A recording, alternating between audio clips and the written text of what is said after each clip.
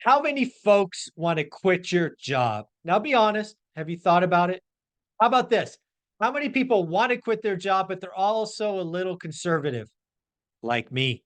So you're not going to burn the boats and just show up tomorrow and quit. So we're going to talk about the steps to get in the right headspace and right financial space so you can quit your job and start or grow a small business. Bo, how you doing? I'm doing well. Good to be here. Yeah, man, this is something definitely up your alley. You have helped many people buy businesses, grow businesses, and eventually quit their jobs. What are some steps you think somebody should think about as opposed to, hey, burn the boats, let's just go all in and see what happens? Sure. I think first of all, you have to really visualize what do you want out of your life, and Mhm. that's kind of the shooting part. And then you got to reverse engineer. Well, how do I get there?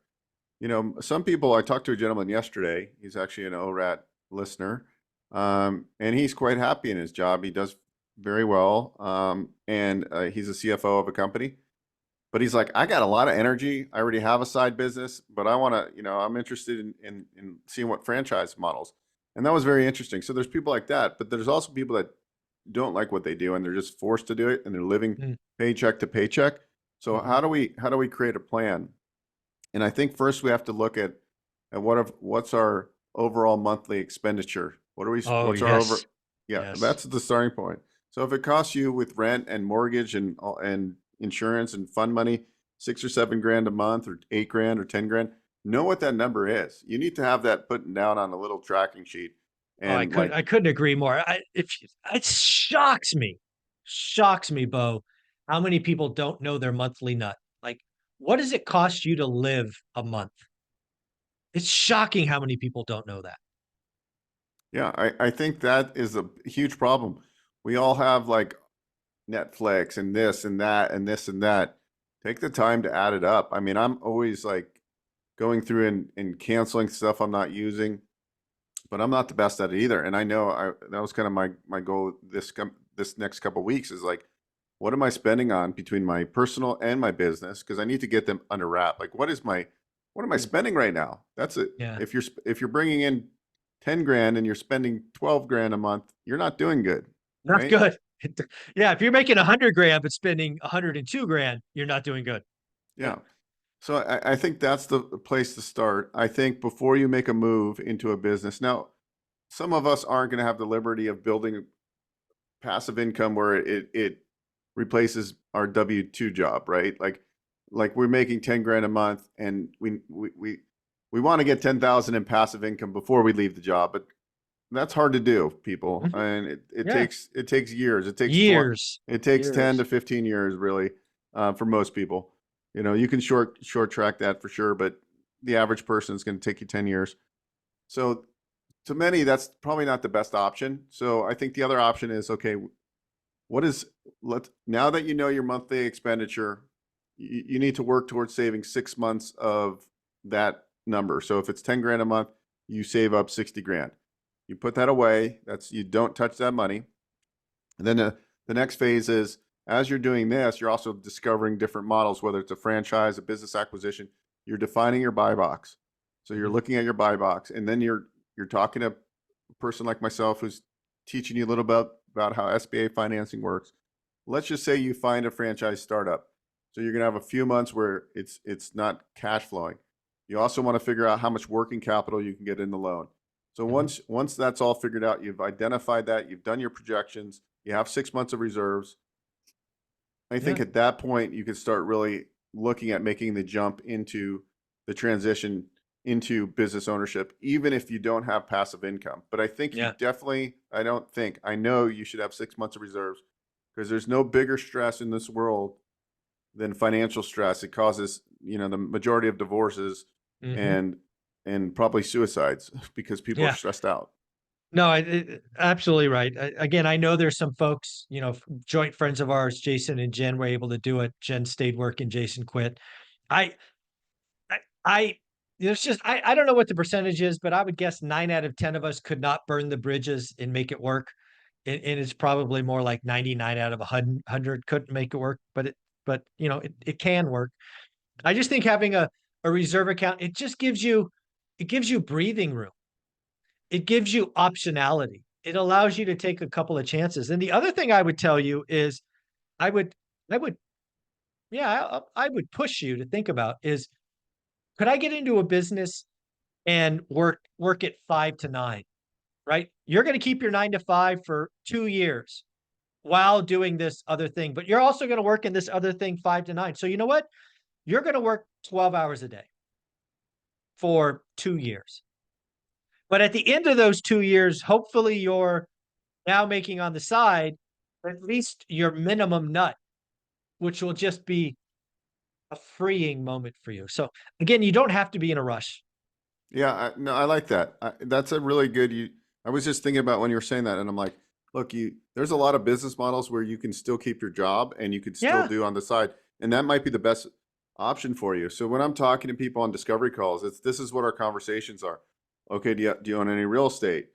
Okay, you've got 9 rental properties. Great. You're making 60 grand on your W-2. Well, I think you've got the reserves, you could probably go and replace that 60 grand because that's not that hard to replace with a basic franchise model or a business. You can get a plug and play business and do that.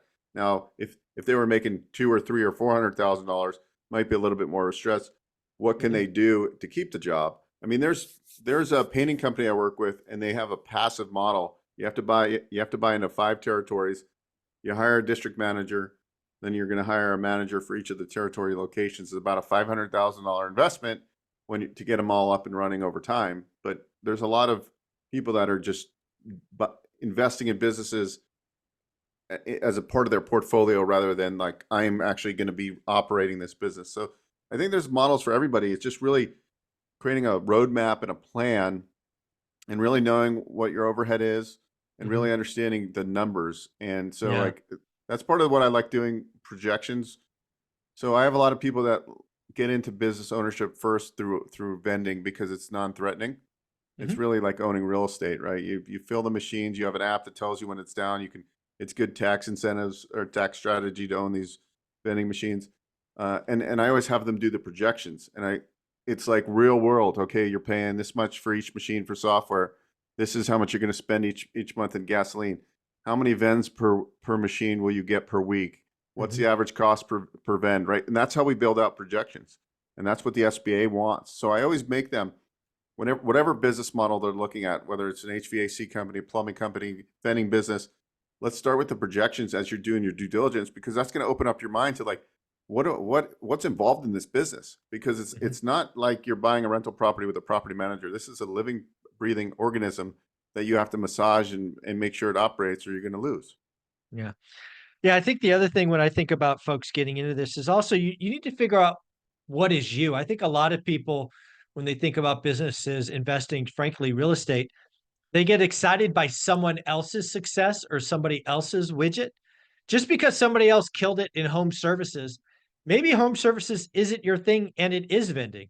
Maybe it's not vending, maybe it's laundry, maybe it's Asiables, but I'm not even sure what the hell those are, but sounds good to me. But again, you got to find what you're good at, what's your passion. Because trust me, when you get into something and you're running it every day, if you're not enjoying it, it doesn't fit who you are, you don't want to be there. That doesn't sound fun to me. Yeah, and I think that's where I got to with the out-of-state rental properties I own, right? Like, could I make that business extremely successful? Probably, but I think my time is better spent somewhere else. And like right now, I made some bad errors. I have a house that the sewer line is all clay. I have to replace the whole thing. I was Oh, I've planning on done that. selling it, so that's Yep. like an extra 12 grand I wasn't expecting to spend. I gave notice to a tenant, right? And Mhm. I gave my property manager like 100 days notice, like way in advance. They didn't send the notice till 2 months out. The tenant was supposed to move out at the end of the last month. They're still in that house, and I don't even know when they're going to move out. I'm like, what do I have to evict them? Right? Like they can't. The thing is, they can't find a place, and I feel for them. They can't find a place to either rent or buy. But it's like it's really annoying. So like these are the things that like we have to think about. Like, what is the exit strategy when you get into these rental Yeah. properties that are out of state, and you're not there to walk them to like when you go to even to resell these properties. Like I'm not there to kind of oversee like what improvements I would do prior to getting them sold, right? Like because here I've done it a million times. I can go into a house and say, okay, I need to paint this, do this, right? Even getting something like that done on a house out of state becomes like a huge ordeal. So that Yeah. was my learning lesson. It's like, it's definitely not worth your time once you realize that. That was my conversation yesterday with the guy. Like, Mhm. look, you're going to want to buy these cheap houses because they look great on paper, but I can almost rest assured that that number you have in your spreadsheet where your net cash flow is going to be $1,400 a month is going to Not be like happening. $200 a month. And then you're going to go, well, how Your do I ever stress set? level will be like this. Yeah. Yeah, yeah. It's just it's not a good business model. I am completely convinced in that. Yeah. More than ever, I buy into your concept, and I like can only say like I wish I would have read that 8 years ago Right. because it would have saved me a lot of pain and frustration. Yeah. Yeah. One rental at a time works, man. Yeah, And again, this is a great conversation. People could book a meeting with you, but they also could be a part of a meeting this Saturday called Business Ownership Summit. Where are we going to send them to be a part of that event and also book a call with you? it's simple. Just go to One Rental Meeting. They're both on that page, onerentalmeeting.com. One is spelled out. Just go there and you can RSVP to the event. It's free. It's going to be action packed. You can type in your questions to the CPA, Mhm. and I think it'll open your mind to like entrepreneurship in general, whether it's vending or it's painting or it's owning a brick and mortar business or it's owning a staffing company or a junk removal company. There's a ton of opportunity, everybody. And I just want everybody to be able to take advantage of the opportunities that are out there. And just remember, nothing is easy. I'm not claiming that, hey, it's really simple to go buy a boring business and all of a sudden you're going to be making 50 grand a month in cash flow. It's not going to happen that easy. But the people that are out there doing their work and building their buy box and like figuring out how all this works, this could be a game changer for you. Absolutely. Thank you, Bo. Thank you.